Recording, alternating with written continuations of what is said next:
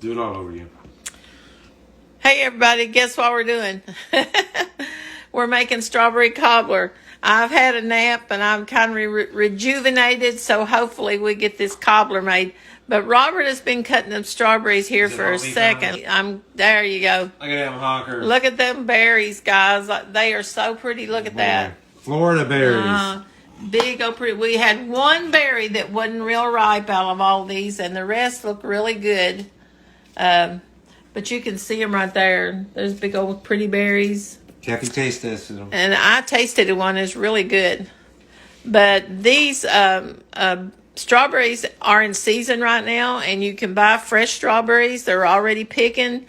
So if you live in an area where you've got plenty of fresh berries, fields that grow them, gosh, go get you some. There's so many things you can do with them. And Robert and I are going to try to do a couple of strawberry recipes. And the strawberry cobbler is just one we're going to do. We're going to do some strawberry crumb bars one day. I'm picking things that are kind of easy to make and don't require a lot of ingredients. And something I know Robert can do pretty easy because I can't hardly do it yet. So when he gets his berries cut up, we'll start, go ahead and process them, get them ready for... Who are these for tomorrow, Kathy? Do what? Who are these for tomorrow? Oh, these are for my grandkids. Evan and Emma and Trayden are coming up tomorrow to see me, and I thought, well, that'd be a good time to make the cobbler because then we can't eat it all. But, you know, the kids will eat some of it. Hey, if anybody's in Lawrenceburg, Frankfurt, Versailles, on her cooking page, you never know. If you send her a private message and come by the house, you might get a sample. Sometimes when I make things, you know, we can't eat them all, and I give them away, so... But we don't deliver. No, don't deliver. If you want it, you got to come get it. Well, I'm going to pause you right now and let him finish cutting these up, and we'll be right back. Okay, now we're going to get the berries ready here. You don't need the thing yet, honey. Not yet. What we're going to do is we're going to put some sugar on these berries because sugar brings out the juices in the strawberries and makes that syrup we need to put on, you know, on top of the cobbler here. So he's going to put about one of those scoops. No, I didn't say at the fourth of a cup. I said one of the scoops, about a little over a fourth of a cup. Big full scoop. The big full scoop. Just one of them. Yep, just one. Now, pour that all over the berries. You want me to do the lid trick like you just did? No, you can do that. I don't do the lid except the one I'm putting in the... Because you're going to leave this sitting out. Now, get you a spoon and just kind of stir that sugar all down in it. Because we want that sugar to go down in the berries. And it's going to pull out that juice. You want to get the berries coated good.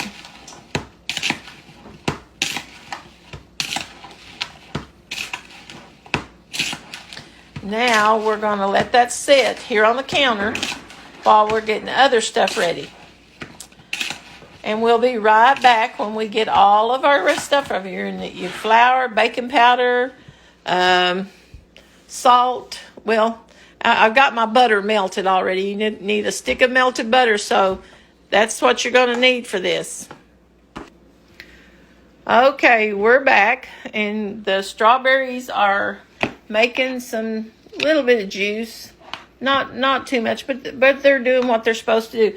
My advice is to make your strawberries, cut them up and put your sugar on them about 15 minutes before you get ready to make your batter, because that gives them time to get some good sugar going.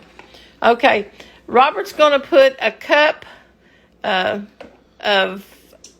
plain flour. Now this is plain. And normally if I was making a 9x13, I'm just making an 8x8 dish. So if I was making 9x13, then I'd use a cup and a half. Because I like the batter, you know, the crust and the stuff like that in my cobblers. I like the fruit, but I also like it too. Then we're going to put a 1/4 cup of sugar. And we're going to put 2 teaspoons of baking powder. And I got it right there, honey. Two of these. Yeah, level, not heaping up. These level. I'm a little more precise with this. Yeah. Like that. Yeah, because I don't want this to get too big, but this is good. Yeah. We're putting just a little more baking powder because we want it to be fluffy and rise a little bit more. Okay. And then we need a 1 cup. No, put about a half a cup of milk in it. Let's see, 2%, honey. Half a cup, she said. Yeah, we're going to put a half a cup of milk in it because we got a 1 stick of melted butter to go in it too.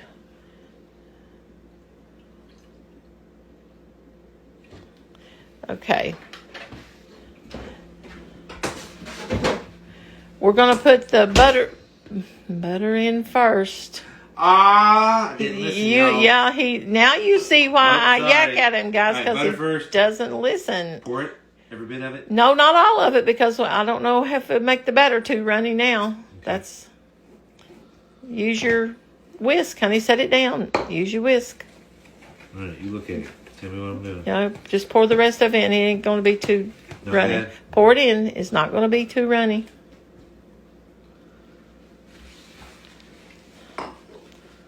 Stir it? Yes. Alrighty. She gets frustrated with me because she's the cook and she already knows what I'm supposed to be doing. And he tries to clean up nothing. too much and he does this stuff. And you can't do that when you're making things because the batter's set up. And okay, now get your milk back out because I didn't know if we need all that milk, but you're going to. You're going to need the other half cup. Tell me when to quit pouring. Half a cup, honey. Thought you was going to tell me when to stop. No. So we're up to a full cup of milk. Yeah. And I'll put the recipe on there. It's not hard. You can probably just watch us do it and remember what it is. I'll try to get it on there anyway. This is not... and you want to preheat your oven to 375 degrees. And you need an 8x8 dish. I like to use Corningware or some type of glassware for a cobbler. You don't have to. I just like it better. Put you about a teaspoon of vanilla in there, honey. Tell me when to stop. Just a little bit. You don't need much. That's enough. You don't need too much vanilla in this. And we just want to mix this up really good.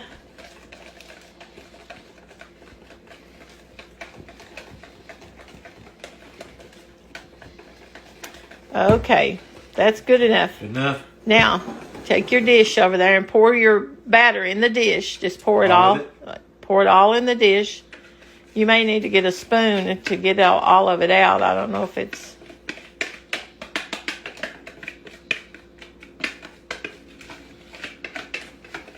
Yeah, let's get most of it.